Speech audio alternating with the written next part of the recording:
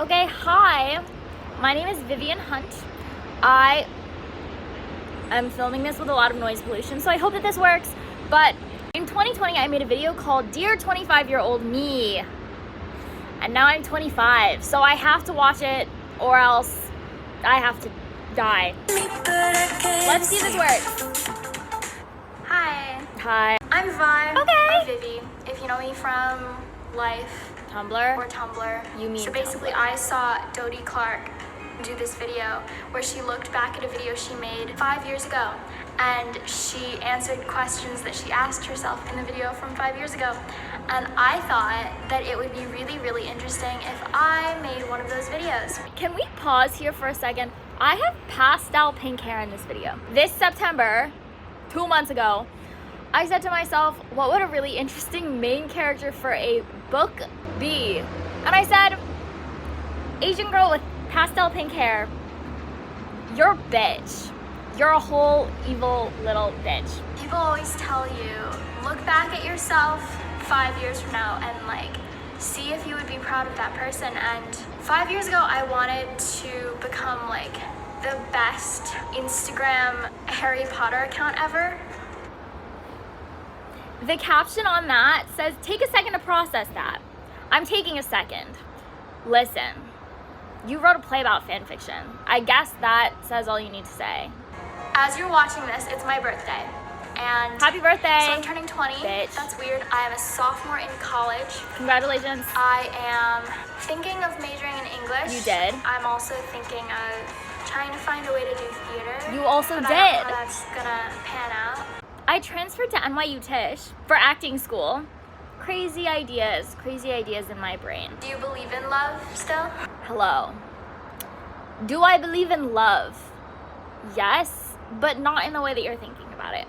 I think when I was 20, I thought that you would fall in love and then everything would be perfect and sunshine and rainbows. I also thought that love meant you didn't have to communicate because you would read each other's minds. I thought love meant that you weren't gonna fight ever. I think right now, love means somebody that I'm willing to fight with because I want to understand someone better and I want them to understand me better, and somebody's taking a photo of something else outside of this window and I don't know what to do. I hope that you're still friends with people that you're friends with now. I know that right now I'm talking about Evie and Maya and Brooke, and they're three of my most beloved friends. We met in 2016 on the internet, and it's been 9 years. It's crazy that when I was 20, I didn't know if we would still be friends in 2025, because I can't see a world where we're not.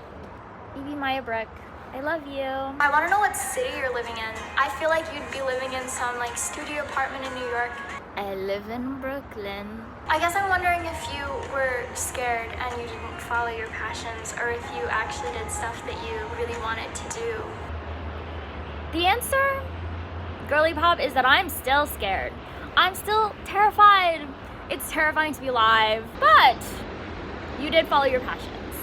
You transferred to NYU, which is crazy. You studied acting at Tisch, which is also crazy. And you started writing these silly little plays. I brought some auditory aids.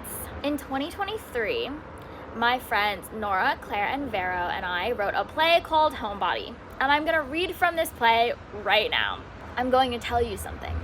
I was thrown into the sea immediately after being born. The waves were cold and the ocean was vast, and I was just a little baby in a little blanket floating around the deep blue. I was in the sea for so long that water made little holes in my bones, little rooms. In those rooms there are little ghosts of what I could have been.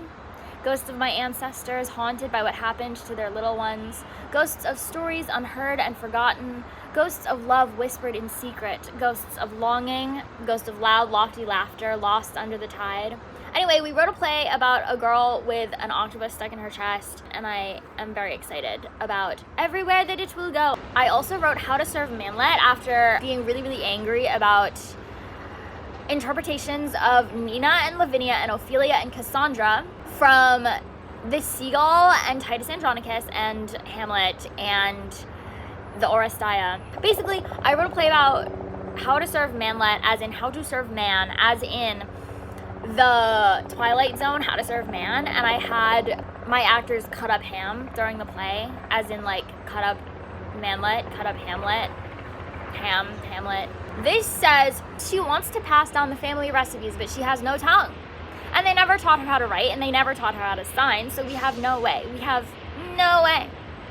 They taught us that collaging was useless, that craft was useless, that all we are our machine, but we ripped up our cookbooks and made an alphabet, and I think that's what this is supposed to mean. Okay, let's return to the video. I feel really scared of a lot of things, but I also regret not doing things that I could have done when I was 10. I regret not trying out for the play in middle school. I know that's something I talked to my dad about really recently. In a perfect world, I would really like to be an artist, be a singer, be someone who makes music, but I haven't done that. I acted a lot while I was at school. However, I realized during Homebody that I really love writing, and I really love hearing my writing because I love hearing myself talk. I love writing. I love writing. I love writing. I can't do that impression right now. It's 2025. This is a terrible time to do that impression. I think I'm at a point where I create a lot, but I don't publicize a lot. So I think my goal for the next 5 years is probably going to be to publicize what I am writing more. Let's keep going. What's fashion like? Are you wearing like bright red eyeliner? No. I do think I have found my personal style, and it's a mix of Spice the Librarian and you might ride a motorbike, but you don't. And also bloke core. What's your hair like? Did you cut it super short? I don't know, I kind of want to cut it really short right now. Don't get a bob. If you're watching this, please don't. Your face shape doesn't change that much. You know this. Don't do it. I believe in you. I don't trust you, but I believe in you. Are you in touch with people who you used to have crushes on? Yes. I hope that you are, because I think it would be funny to message them and be like, hey, when I was 20, I made a video about my life in 5 years, and LOL, you were in it. I really don't want to do that, but I think I might have to for the bit. Okay, keep going. Happy birthday. Happy birthday. I hope you have a really great year. Thank you. I hope you make another one of these videos, and I hope that you're making content, whatever that means. Also, I hope that you're living out your ready dreams, and I hope that... I am. Well, no, I'm not, but I am. My dear friend E.B. and I call like every other night to talk about Eddie and Richie from It, the franchise. I also think it's important that I say that I have written a play about fan fiction, and people read it, and also people went to see it. Let a man say contraction, Elizabeth. It's not about us, it's about loving an author who clearly wouldn't want to see me holding hands with a girl in public. Laura Love would like to thank Elizabeth John for her gracious donation of $1 million to their foundation, an organization that focuses on the bettering of today's youth for the happiness of our adults tomorrow. And that was conversion therapy. Fanfiction is something that I've been very ashamed of, that I've been very addicted to, and I think it's nice that I was able to do something creative and professional with something that I never thought I would be able to. Anyway, okay. Happy birthday. I love you. You're doing great. I love you. I'm proud of you. And you are going to have a great 25th birthday. Wow. Okay. Bye. I'm proud of you too. It's kind of crazy to think about what I asked myself and what I was worried about in 2020. There was so much going on politically, and I was totally tuned out. I think that telling truthful stories will always mean telling political stories. Thank you for being 25. Thank you for growing up. I don't feel like I look that different. Although my face shape has changed, and I have the hair that I wanted to have when I was younger. In 2020, I just had pastel pink hair. Thanks, Basil Hallward. Yeah, I'm writing a novel about lesbians at Bryn Mawr, but it's a retelling of Dorian Gray, and Basil Hallward has pastel pink hair and is an artist. This is not a self-insert. Kind of is. I hope you have a lovely 20th. Thanks! Bye!